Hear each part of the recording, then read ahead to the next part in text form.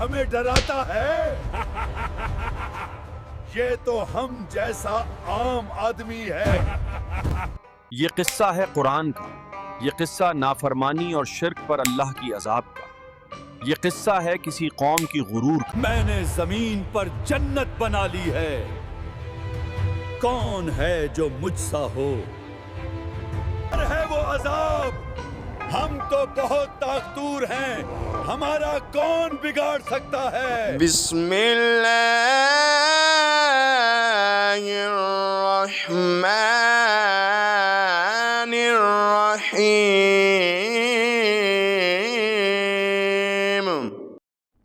یہ بات ہے قرآن کی، یہ ذکر ہے تاریخ کی اس قوم کا جسے اللہ نے زمین پر ایسی بے مثال بادشاہت وَإِلَىٰ عَادٍ أَخَاهُمْ هُودًا۔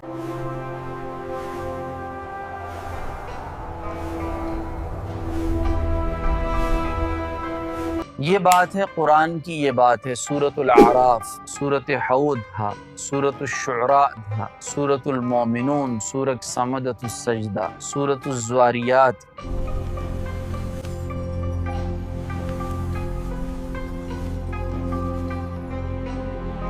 قرآن کہتا ہے یعنی ایسا شہر دنیا کے ملکوں میں دوبارہ پیدا ہی نہیں کیا گیا۔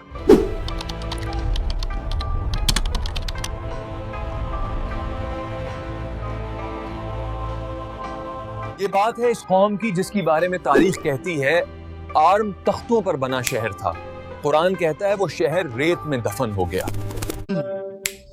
قال يا قوم اعبدوا الله ما لكم من إله غيره۔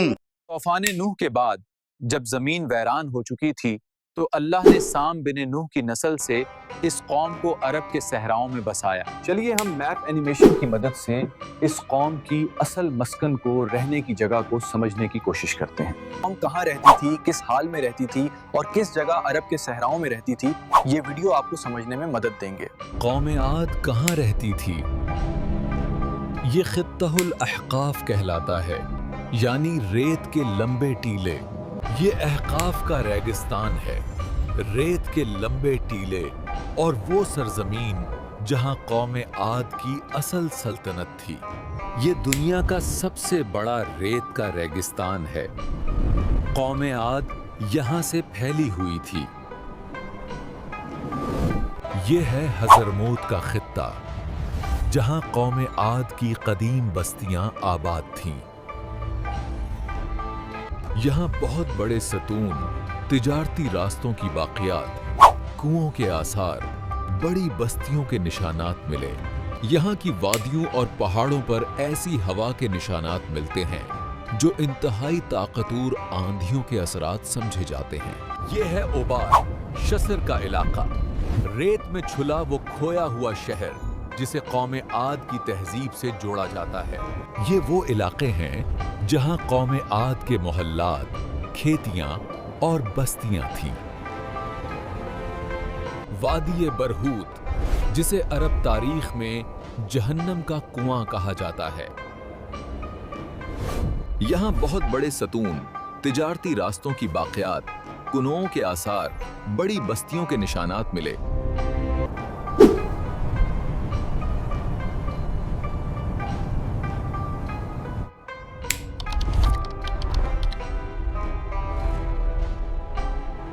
اللہ نے سورۃ الاعراف آیت 59 میں ان کی طاقت کا ذکر کرتے ہوئے فرمایا، ہم نے تمہاری جسمانی ساخت میں زبردست اضافہ کیا۔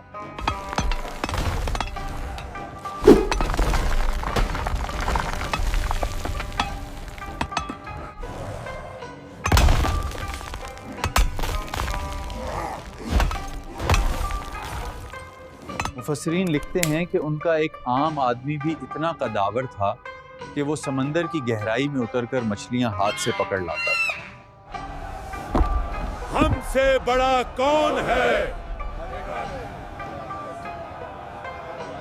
ہماری طاقت زمانہ دیکھ چکا ہے۔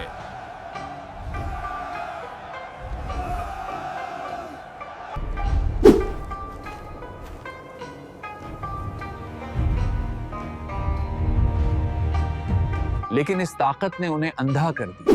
انہوں نے شکر کی بجائے غرور شروع کر دیا کہ کوئی نہیں ہم جیسا جو ہمارا مقابلہ کرے. ہم سے بڑا کون ہے؟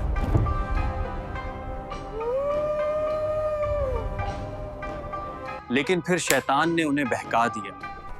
وہ اللہ کو بھول گئے اور ان پتھروں کو پوجنے لگے جو انہوں نے خود تراشے تھے. یہ ہمارے خدا ہیں، ہم ان کی عبادت کریں گے. صرف شرک نہیں، ان کا ظلم بھی حد سے بڑھ گیا تھا. وہ کمزوروں کو پکڑتے تو ظالم بن کر پکڑتے. میری بات مانو ورنہ کچل دیے جاؤ گے. سورۃ الشعراء میں اللہ نے فرمایا، کیا تم ہر اونچی جگہ پر نشانی کے لیے بے مقصد عمارتیں بناتے ہو؟ اسے اور اونچا کرو تاکہ دنیا دیکھے.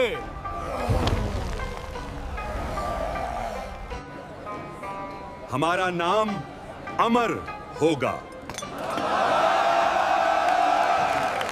انہوں نے اپنے ہاتھوں سے بنائے ہوئے بتوں کے نام رکھ لیے تھے، صدا، سمود اور حبا. ہماری مرادیں پوری کرو. جب برائی حد سے بڑھ گئی تو اللہ نے انہی کے بھائی ہود کو نبی بنا کر بھیجا. ہود علیہ السلام نے پکارا، اے میری قوم، یہ ہود ہے، یہ کیا کہنے آیا ہے؟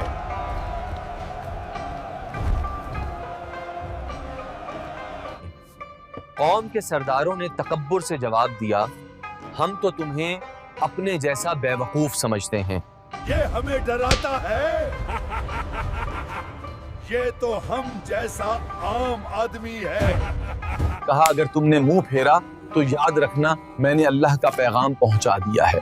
اللہ کی عبادت کرو، اس کے سوا تمہارا کوئی معبود نہیں. ہود علیہ السلام نے فرمایا، اے میری قوم، میں تم سے اس نصیحت پر کوئی اجر نہیں مانگتا، میرا اجر تو اللہ کے پاس ہے. تم ہمیں بے وقوف لگتے ہو اور ہمیں لگتا ہے کہ تم جھوٹے ہو. قوم نے کہا، اے ہود، تم ہمارے پاس کوئی نشانی نہیں لائے، ہم صرف تمہارے کہنے پر اپنے خداؤں کو نہیں چھوڑیں گے. ہود نے شاہانہ انداز میں فرمایا، میں اللہ کو گواہ بنا کر کہتا ہوں کہ میں تمہارے شرک سے بری ہوں.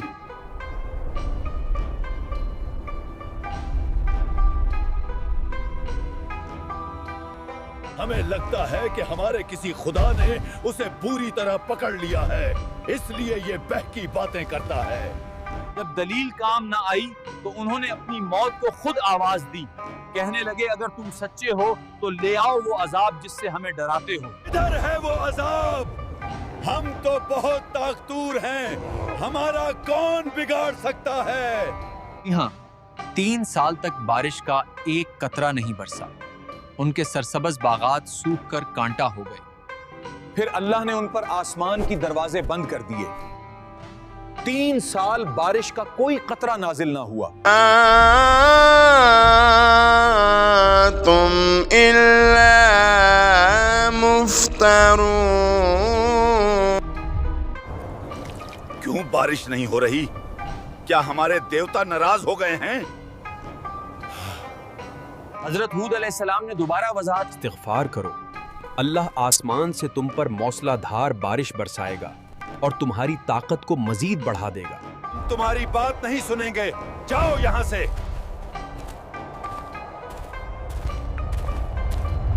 پھر اچانک افق پر ایک کالا بادل نمودار ہوا. قوم عاد خوشی سے جھوم اٹھی کہ بارش آ گئی. یہ بادل ہم پر بارش برسائے گا،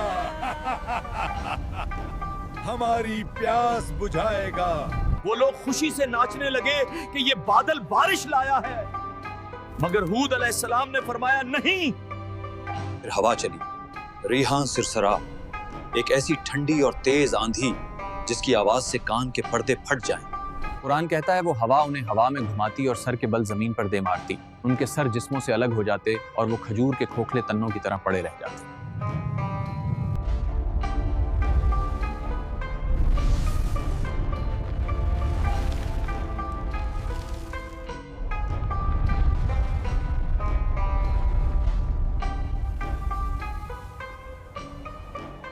قرآن کہتا وہ ہوا انہیں ایسے اٹھا کر پٹکتی تھی جیسے وہ کھجور کے کھوکھلے تنے ہوں۔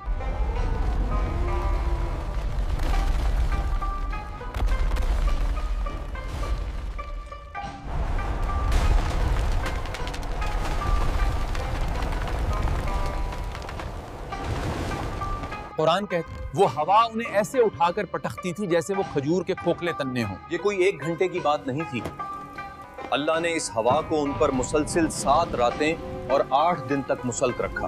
ہمارا شہر تباہ ہو رہا ہے۔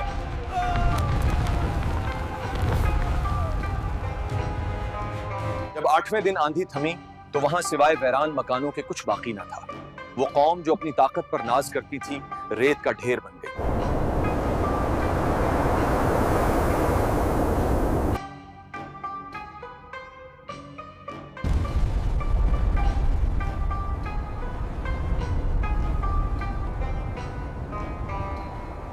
آج احقاف کا وہ علاقہ ویران پڑا ہے، نہ وہ ارم رہا نہ وہ طاقتور لوگ، باقی رہا تو صرف اللہ کا نام۔ تفسیر تبری، تفسیر ابن کثیر۔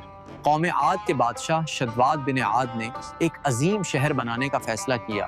میں ایسا شہر بناؤں گا جس کی مثال زمین پر نہ ہو۔ شدواد نے حکم دیا، فوراً شہر کی تعمیر شروع کروا۔ میں زمین پر جنت جیسا شہر بناؤں گا۔ 300 سال سے یہ شہر بن رہا ہے اور ابھی تک لوگ لگے ہوئے ہیں۔ یہ ہے ایرم ذات العماد جس کا ذکر قرآن میں آیا ہے۔ میں نے زمین پر جنت بنا لی ہے۔ کون ہے جو مجھ سا ہو؟ دیکھو، دیواروں پر ہر طرف قیمتی پتھر جڑے ہوئے ہیں۔ یہ ستون سونے اور چاندی کے ہیں۔ دنیا نے کبھی ایسے نہیں دیکھے۔ یہ دیکھو، نہریں بہہ رہی ہیں، باغات ہرے بھرے ہیں۔ چلو آج ہم ایرم کا نظارہ کرنے جا رہے ہیں۔ رکو،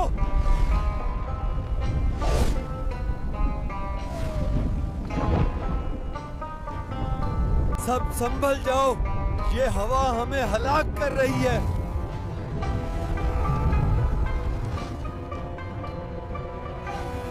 سب سنبھل جاؤ، یہ ہوا ہمیں ہلاک کر رہی ہے۔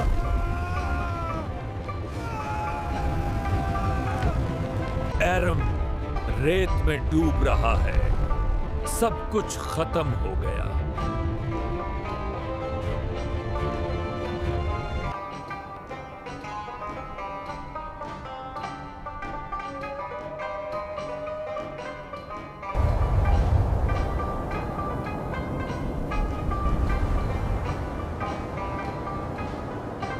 تکبر کا انجام ہمیشہ زوال ہے۔ اللہ ہمیں عاجزی نصیب فرمائے۔ اگر ویڈیو پسند آئی تو لائک کریں۔ جزاک اللہ خیر۔